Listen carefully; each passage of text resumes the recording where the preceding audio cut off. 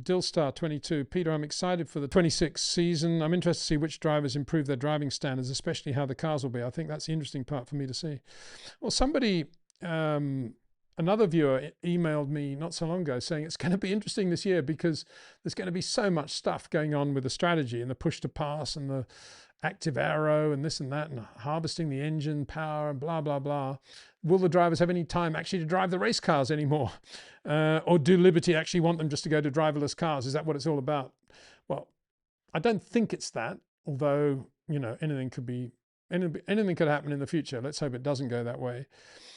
But it's quite a good point, isn't it? If there's so much stuff that you've got to think about in the race, what does it mean for guys like Max Verstappen? Well, it means, of course, a big advantage for him because he drives the car so well and he's so harmonious with the car and everything he does is so correct that he actually has, without even thinking about it, he actually has more mental capacity to be able to think about strategy and power harvesting and time management and active aero and push to pass. He's got a big capacity for that purely because everything is so instinctive. Instinctual actually is another word. I didn't think it was an English word, but it is. Instinctual is more long-term overall, whereas instinctive is more immediate reaction. I didn't know that. I had to look that up yesterday. Anyway, in Max's case, I think it's more instinctive.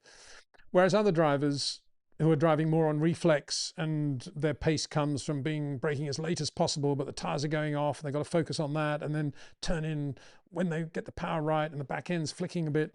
They're going to be focusing more on that sort of stuff, these reactionary drivers, as distinct from manipulative drivers like Max, which gives them less capacity to be able to handle all this other crud that's coming into Formula One. It's an interesting point, that. Because you could say, well, there's so many driver aids now that it's going to hurt a guy with Max's ability. But it could be the opposite. There's so many driver aids, they're so complicated that a guy like Max is going to breeze it. Yeah, let's wait and see.